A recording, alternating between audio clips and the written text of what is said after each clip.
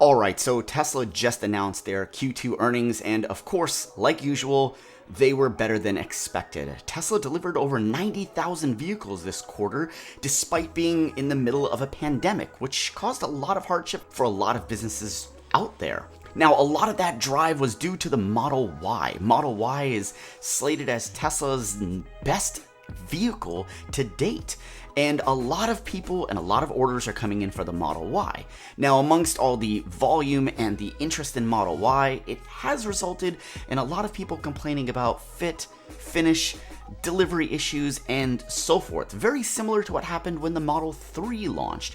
Now, you would think with the Model 3 and the Model Y being so similar that we wouldn't run into these similar issues. I think with Tesla rushing deliveries, it could cause a lot of that. So fast forward to today. My close neighbor that I gave a ride to experience a Model 3 not too long ago has now placed their order for a Model Y, and in under a week is already taking delivery. So we're going to join them and see, has the delivery issues been resolved? Are there still fit and finish issues? And just generally, how does the contactless delivery with Tesla and the Model Y look like, and what's that experience like? So come along with me, let's take a look.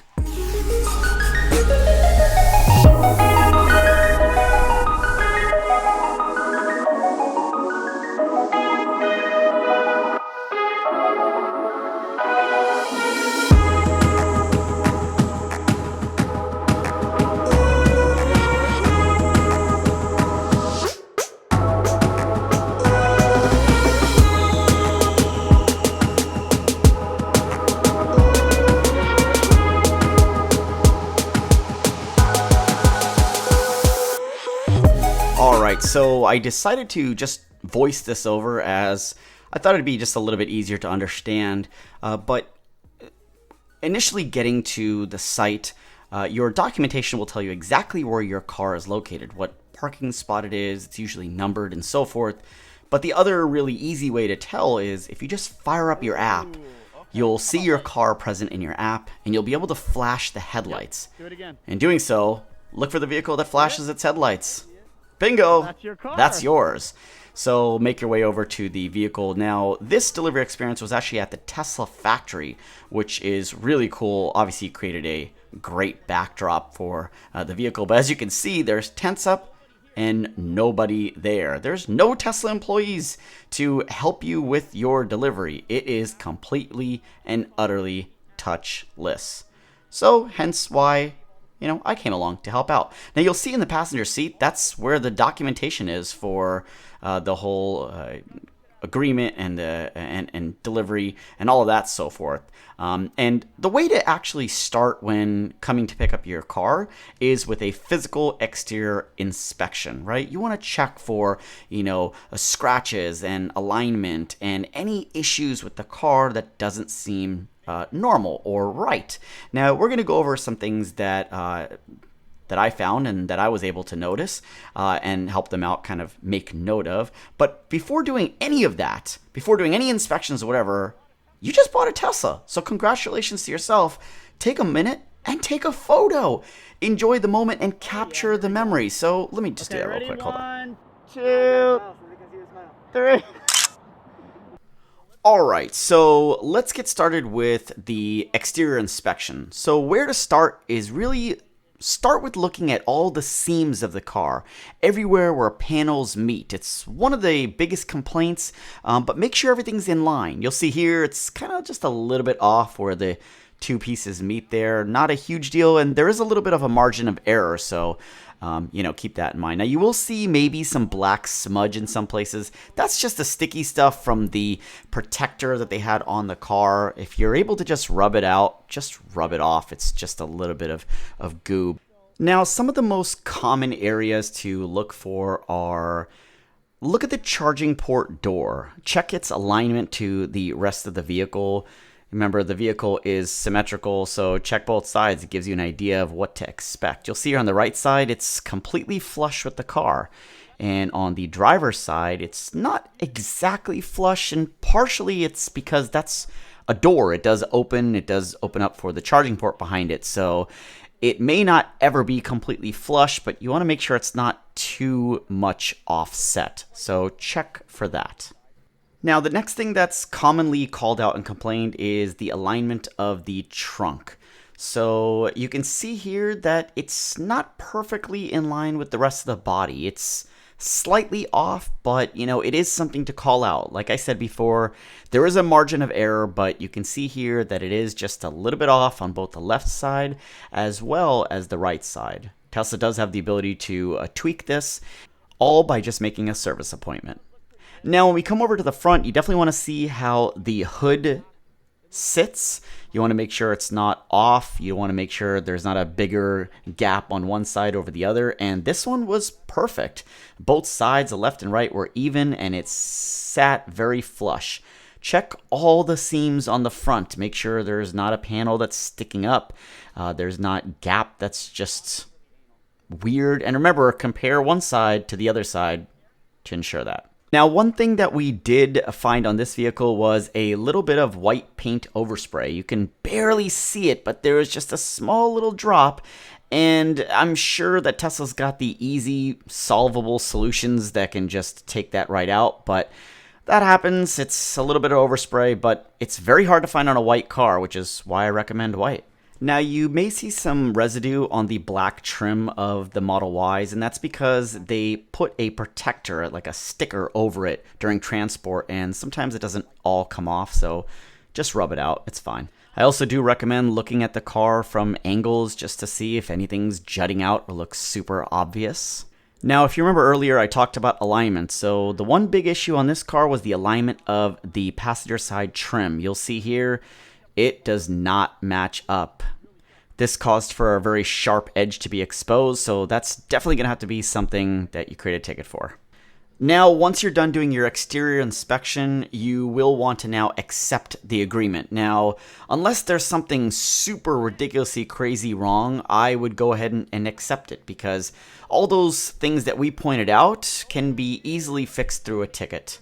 And only unless you accept your agreement do you get access to unlocking your vehicle so that you can continue with an interior inspection. How do you know how to operate a brand new Tesla when there's no one here? No one here to teach you how to use your car. And that's why you tune into my channel. Yeah. Because I'm gonna show you. Brandon, what do you think? It's nice. Your first Tesla? Yeah. By the time you start driving, it's gonna be all electric cars. Now, the nice thing is the paperwork can all be done after the fact, so take the time, check out your car, learn your car, and submit the paperwork later when you're at home from the comfort of your home. It makes it much more easier and less stress. Now, how I recommend the start of any interior inspection is check all the mechanics, make sure the basics move and function, check the rear seats, make sure they fold down, make sure that they fold back up. Make sure that you check each and every seat's fold, right? Once they go down, they go up.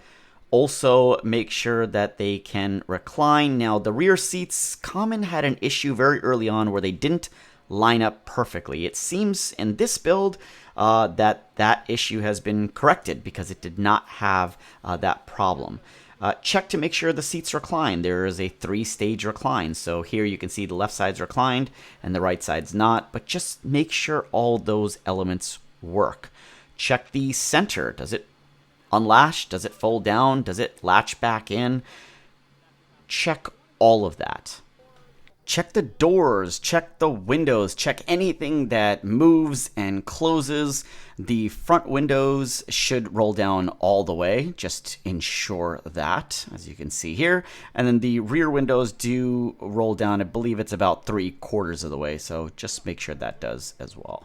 Now, as we move into the interior of the car, the one thing that you want to look for is check the headliner. This is a light colored headliner, and typically as it's coming out of the factory, the guys are moving quick, and there tends to be some stains on the headliner. As you can see here, some fingerprints, some little bit of smudges and whatnot. And what I've typically seen is the lack of going through and just kind of cleaning that up. They do have some fabric cleaner and can clean the headliner. But as you can see here, there are a couple of these stains all around, and so just make note of them and submit a ticket for it. Brandon, what do you think? Is this more comfortable than both your other cars? Yeah. Don't lie, you sure? Yeah. If it's not, you can say so. It is. It looks like he has a lot of room in the back. A lot of room, plenty of room. Moving on with the movable pieces, check the coat hanger. Make sure that it pops out and make sure that it goes back in.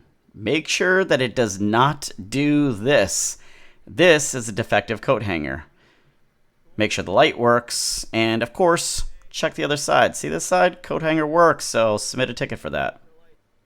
Check the vanity mirror lights, make sure they turn on and that they work. Also check the front lights, or as some people refer to them, map lights. I don't know who uses a map. Another nice feature is wireless charging, so if your phone has the capability, put it down and ensure it works. So now you've got wireless charging, right? But then how does she charge? There's no place for a cable or anything for a wired phone. Yeah. This is for you. Oh, thank you. So that is a wireless charging pad. Now Tesla gives you one, but obviously you saw the downsides to it, right? Yeah. This is by a company called Jetta. Now, Jetta makes wireless charging pads. They sent me this pad, but I have version 2, and I think it's better that you guys have the version 3. So, the differences are, this will allow you to run cable or do wireless charging. Okay. And it's much, much faster than the standard OEM wireless mat that Tesla gives you. Your phone fits, but this is meant for larger phones so that you won't have any problems with larger phones. But one more great thing is you can actually charge the phone in landscape mode. Oh, nice. So they've got 3 charging coils on both sides and underneath, which will be awesome because if maybe, for example, you want to put Waze down here or whatever, you can do that. Nice. So Jetta does sell a product called their Hub. It's awesome. And by the way, there's a lot of other companies that are copying Jetta's ideas. Jetta's a small company and they've just done amazing stuff, but they're getting a lot of clone copycats. Don't go with the clones. Go with the real deal. Jetta's is the best. Highly recommended. So when you plug this in, you're gonna want to get the hub. I'd recommend looking at their hub and getting their hub. Yeah. So if you need the hub, I'll put a link down below where you can get the hub, and I'll send you the link as well. But get the hub because that'll open up a free port. And look at how. Doesn't that just look beautiful? Wow. Okay, Anna. So now you have your Tesla. You're excited. Yes. What was the experience like? When did you buy your car? Surprisingly, it took us a week. One week from when you first ordered it. Yes. To now taking delivery. Yes, and we weren't expecting that. We were actually thinking 4 to 8 weeks because that's what it said. And how did that experience go like? So you went in for a test drive. Yes. And immediately after test drive, you were like, done. This is it. Ordered it on the spot afterwards. Okay, ordered on the spot, and then what was communication from like when you ordered it to when you got it? Everything was on email. Everything was on. There was no other communication, like live communication. What did they tell you? When did they tell you were probably going to get it? 4 to 8 weeks. 4 to 8 weeks, delivered in less than a week. Yep. And you were unexpected, so you had it like, haven't you gotten rid of your other car? Right. Yeah, we were, not ready. and it was like, if you don't pick up today, then when would you take delivery? September 15th. So it's kind of almost like, you better pick up today, otherwise, you're going to be waiting. Okay. But other than that, communication was good. Yeah. Like about what to expect. Obviously, it was right here where we got it. It was at the spot that they told you it was going to be at. You were able to unlock it, accept the agreement. There's no one around here to assist you, but I was here and I helped. And thank you for using my referral code. Yes. So awesome. You're excited. We're going to go over software at a later point, but now it's time to go and enjoy the Tesla. Congratulations again. Thank you. And Thank you enjoy for all your help. I'd be lost without you. And there you go. There's the contactless delivery at Tesla and what to expect and what to look for. And then, of course, an orientation video to follow. If you want to know that, let me know. But yeah, make sure you pay attention to those kind of little things and then just create a ticket. You have a couple days to do it. Accept the delivery because you might have to wait a couple more months than if you don't. But yeah, nothing major to call out, and go with white. It's That's my personal preference. I know everyone will hate on me for that, but it just doesn't show as much problems. But yeah, you can see the fit and finish has gotten a lot better and not so many issues. So awesome. That's it. Well, if you like this video, hit the thumbs up button, and if you haven't already subscribed, hit subscribe. And if you're looking to buy a Tesla and you don't have someone's code to use, I'll put mine down in the description too. But I'll catch you guys next time. See ya!